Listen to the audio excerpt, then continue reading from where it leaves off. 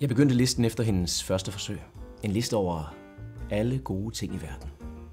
Over alt det, der gør livet værd at leve. Nummer 1. Kung Fu-is. Vandkampe. Nummer 3. At få lov til at blive sent op og se fjernsyn. 4. Farven gul. 5. Ting med striber. 6. Folk, der falder over noget. 7. Ballonprutter. Alle de ting, jeg som 7-årig synes var virkelig gode. Men ikke nødvendigvis ting, som min mor også ville synes om. 8. Vandrutsjebaner. 9. Solskin.